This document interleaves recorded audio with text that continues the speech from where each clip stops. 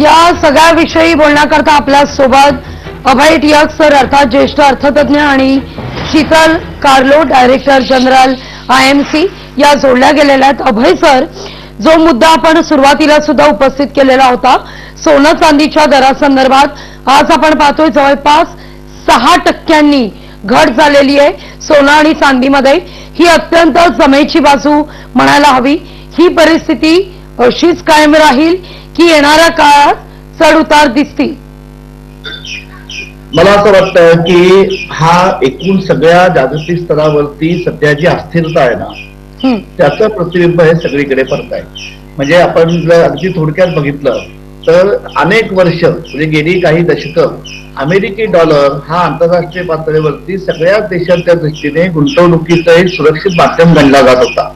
आता ट्रम्प महाशय ज्या पद्धतीने त्यांची अर्थव्यवस्था हाताळतायत त्याच्यामुळे प्रत्येक देशाचं डॉलर बरोबरचं विनिमय मूल्य जे आहे ते त्यामुळे आपोआप बाधित होत आहे. अशा परिस्थितीमध्ये डॉलर कडनं अन्यत्र म्हणजे डॉलर पैसा कुठे गुंतवायचा, म्हणजे मी देशांच्या अर्थव्यवस्थांच्या दृष्टीने म्हणतोय बरं का, एकतर तेल, डॉलर किंवा ज्याला आम्ही चांदी सोन्यासारखी म्हणतो धातू त्याच्यामध्ये गुंतवायचा. आता एकूणच ही जी सगळी वाढ गेल्या एक वर्षभरामध्ये अतिशय झपाट्याने चांदी आणि सोन्यामध्ये जी वाढ झालेली आहे याचा एक स्पष्ट निर्देश असा आहे की अर्थव्यवस्था, देशोदेशीची अर्थव्यवस्था त्यांचा जो ज्याला आम्ही गंगाजळी म्हणतो किंवा राखीव निधी म्हणतो हा डॉलरच्या ऐवजी आता सोन्या चांदीमध्ये गुंतवणं जास्ती पसंत करतायत. आपण जर अलीकडच्या काळामधल्या जागतिक सगळ्या म्हणजे प्रत्येक देशांमधल्या ज्या मध्यवर्ती बँका आहेत त्या मध्यवर्ती बँकांनी गेल्या जवळपास 3-4 वर्षापासून अतिशय जबरदस्त गतीने सोनं खरेदी करून राखीव निधी सोन्याच्या स्वरूपात ठेवण्याकडे कल वाढवलेला आहे. त्याला भारतीय रिझर्व्ह बँक सुद्धा अजिबात अपवाद नाही. त्यामुळे आता ही जी अलीकडच्या काळामधली चांदी सोन्यामध्ये जी वाढ आहे, चांदीला मगाशी आपले दुसरे मित्र म्हणाले त्याप्रमाणे त्याचा जो औद्योगिक वापर आहे तो वाढतोय. त्याच्यात आपण एक महत्वाची गोष्ट लक्षात घ्या, चांदी हे बाय प्रॉडक्ट आहे. म्हणजे ते तांब उत्पादन करत असताना त्याचं उपउत्पादन म्हणून चांदीची निर्मिती होते. एकीकडे त्यामुळे चांदीच्या पुरवठ्यावरती मर्यादा आहेत, पण चांदीला असणारी चांदीचा औद्योगिक वापर हा प्रचंड गतीने वाढत असल्यामुळे मागणी आणि पुरवठ्यात हा जो ताण आहे त्याचं प्रतिबिंब चांदीच्या वाढत्या किमतीमध्ये पडलाय. कारण ते सोन्यापेक्षा चांदीच्या किमतींच्या वाढीची गती जास्ती आहे. ही जी चढ उतार आहे ना, ही चढ उतार या सगळ्या परिस्थितीचा एक परिपाक आहे. त्यामुळे ही आता जी घसरण घडून आली आहे ही अशीच चालू राहील असंही सांगता येत नाही. ही चढ उतार ही अजून काही काळ तरी जोपर्यंत ही आंतरराष्ट्रीय एकूण अनिश्चितता जी आहे, जी अस्थिरता आहे आणि ती जशी आर्थिक आहे तशी ती जिओ पॉलिटिकल सुद्धा आहे, ती जोपर्यंत बऱ्यापैकी स्थिर होत नाही तोपर्यंत हे कार्य हे सतत आपल्याला सहन करावे लागते. निश्चित. अभय सर, आपल्यासोबत शीतल कार्लो सुद्धा जोडल्या गेल्यात, आपण त्यांच्याकडे जाऊया. शीतल मॅडम, आपण पाहतोय की खरं तर सार्वजनिक क्षेत्रात गुंतवणूक झाली तरच आर्थिक क्षेत्र हे सुधारतं, खाजगी क्षेत्र हे सुधारतं असं म्हटलं जात आहे. त्या दृष्टिकोनातून गुंतवणुकीवर किती भर दिला जाईल या अर्थसंकल्पात?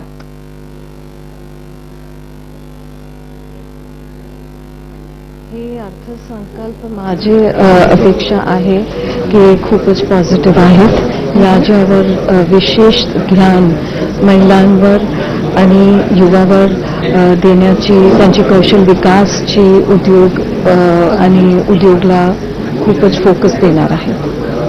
अगदी म्हणजे महिला, तरुण, युवा यावर विशेषत्वानं भर देणारे हे बजेट असेल, काय वाटतंय तुम्हाला? हो हो हो आमची युवा पिढी, तरुण यांच्यावर खूपच विशेष फोकस आहेत. भारत सरकारची खूपच स्कीम्स आहेत जे ऑलरेडी आले आहेत, जसं की स्टँडअप इंडिया आहेत, मुद्रा योजना आहे, स्टार्टअप साठी आहेत आणि हे वर्ष पण विशेष ध्यान त्याच्यावर देण्याची अपेक्षा आहे. अगदी सोनं चांदीच्या दरात अचानकपणे जी घट झालेली आहे तो तर मुद्दा महत्वाचा आहेच, पण अगदी काल आपण पाहिलं तर डोनाल्ड ट्रम्प यांनी एक वक्तव्य केलेलं होतं की भारतानं यापुढे ऑइल जे आहे ते महत्वाची एक ब्रेकिंग येते मॅडम मी तुमच्याकडे. केंद्रीय मंत्रिमंडळ बैठकीत अर्थसंकल्पाला मंजुरी मिळालेली आहे. थोड्याच वेळात अर्थसंकल्प मांडला जाणार आहे. 10:46 पुढच्या 15 मिनिटात निर्मला सीतारामन या सभागृहात पोहोचतील आणि अर्थसंकल्प सादर करायला सुरुवात होणार आहे. शीतल कार्लो यांच्यासोबत आपण चर्चा करतोय. शीतल मॅडम, काल परवाच या ठिकाणी डोनाल्ड ट्रम्प यांचं एक वक्तव्य समोर आलेलं होतं की भारतानं यापुढे ऑइल जर घ्यायचं असेल तर ते ऑइल व्हेनेझुएलाकडून घ्यावं, इराणकडून घेऊ नये. हा एक महत्वाचा निर्णय डोनाल्ड ट्रम्प यांच्याकडून घेण्यात आलेला होता.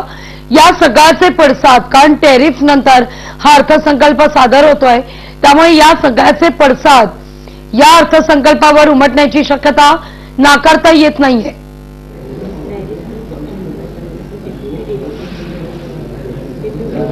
बघा, भारत सरकारला खूपच ऑप्शन्स आहेत. ऑइल एकच जागावर नाही भेटत, ते त्यांचे प्रमाणे व्यवस्थित सोचून कुठून घ्यायचे ते आम्ही बघूया. अगदी शीतल मॅडम, मी तुम्हाला विनंती करते की तुम्ही ज्या भाषेत कम्फर्टेबल आहात त्या भाषेत तुम्ही संवाद साधा, काहीच हरकत नाहीये.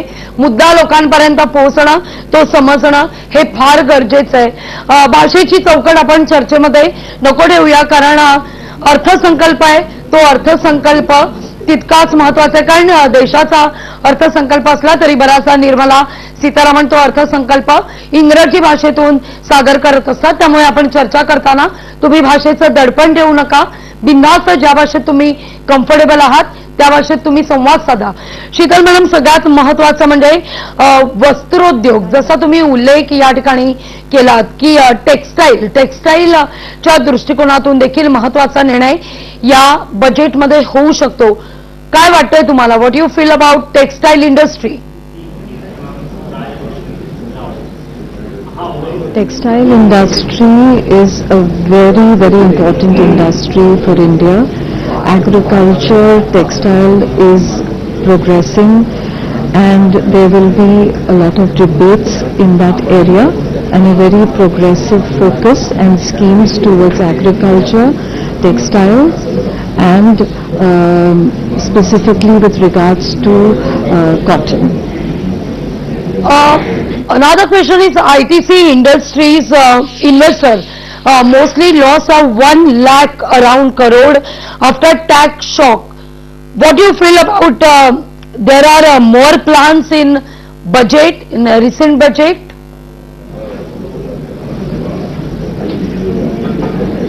See, the budget and the government is focusing on positive growth.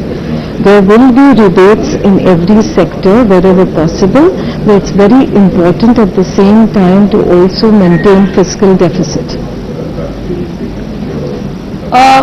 If you want to protect your family, you have to with a simple financial condition and system.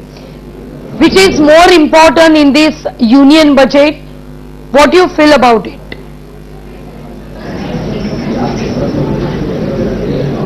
See, the government is focusing on all stratas. They are focusing on the farmers, they are focusing on the middle class, they are focusing on startups, and the tax slabs also from last year have been made in a similar manner. So this year also I don't expect too much, but there will be a slight improvement in the tax, and the government has already paid a lot of importance on health and life insurance and given a lot of rebate in that sector. So the security, the social security focus has already gone on the public. बिलकुल. Sheetal madam, मी येणार आहे तुमच्याकडे पण. हा, you can continue, you can continue.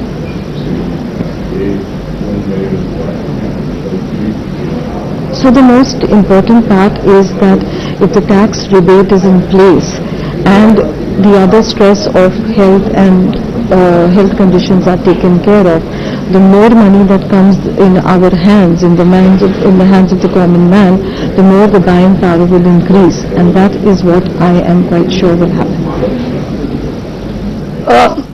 My last question to you, Sheetal ma'am. India GST collection rise around 6.2%. Have you really feel that? Is it very beneficial for next 2 years? or it's upcoming See, year? this is a steady increase that I expect this not in 2026, but I expect a growth in 2027. But definitely, this is a progressive mode. How it is? It is a progressive way of functioning. This will steadily improve by 2027. बिलकुल. अभय सरांकडे मी आता जाते. अभय sir, आपण मघापासून चर्चा करतोय, बरोबर 10:51 आता झालेली आहेत. पुढच्या 10 मिनिटात हा अर्थसंकल्प सादर केला जाईल. तुम्ही चर्चेच्या सुरुवातीलाच जे 2 महत्वाचे मुद्दे या ठिकाणी मांडले, आरोग्य आणि शिक्षण, यावर मला पुन्हा एकदा यावंसं वाटतंय, कारण गेल्या वेळेला सुद्धा आयुर्विमा कार्डचा उल्लेख या अर्थसंकल्पामध्ये करण्यात आलेला होता आणि जो वयोमर्यादा घालून देण्यात आलेली होती ती 70 इतकी वयोमर्यादा घालून देण्यात आलेली होती.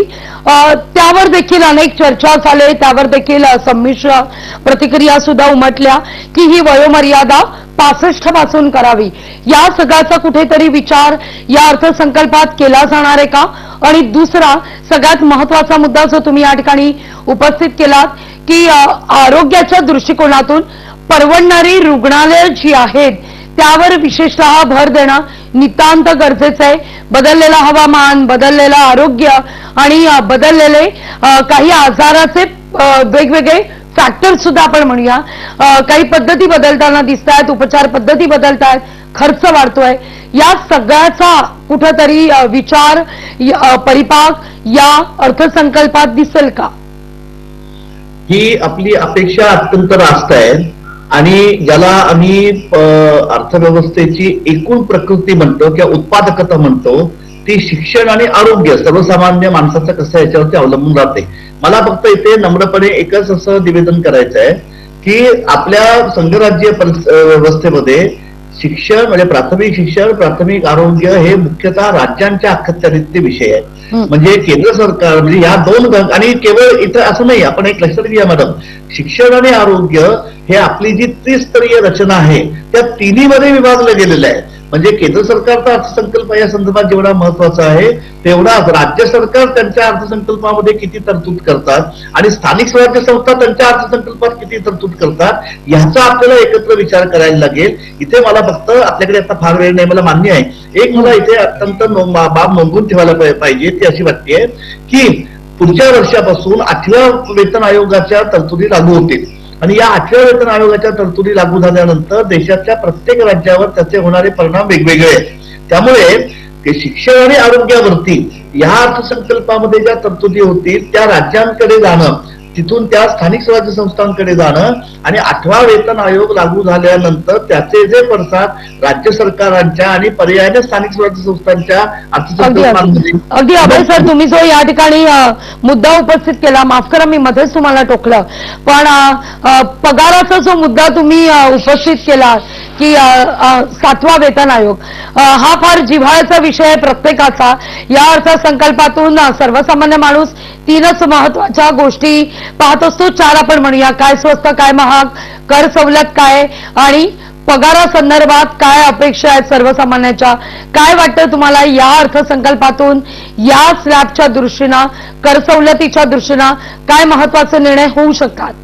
मला व्यक्तिशः म्हणजे आपण मला कदाचित निराशावादी म्हणाल, पण मला यावेळी कर रचनेमध्ये फार बदल होतील असं वाटत नाही. कारण आपण आता 3 महिन्यापूर्वी जीएसटीचं रॅशनलायझेशन केलेलं आहे, कॅलिब्रेशन केलेलं आहे आणि गेल्याच वर्षी आपण मिळकत जे आयकरामध्ये बऱ्यापैकी आपण सूट दिलेली होती. आता ही परिस्थिती जी सध्याची आहे ती फक्त हे स्ट्रक्चर बऱ्यापैकी कायम राहील असा माझा अंदाज आहे. कारण सातत्य आणि स्थैर्य हे सुद्धा महत्वाचं असतं. सतत कर रचना मध्ये बदल करत राहणं याच्यात सुद्धा एक प्रकारची अनिश्चितता किंवा अस्थिरता निर्माण होऊ शकते.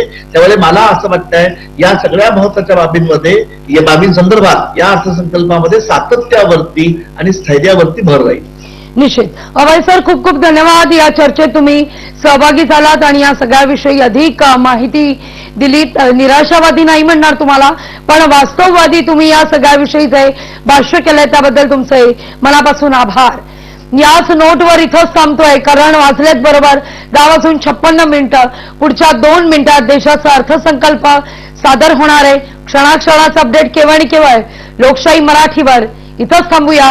पाहत रहा लोकशाही मराठी.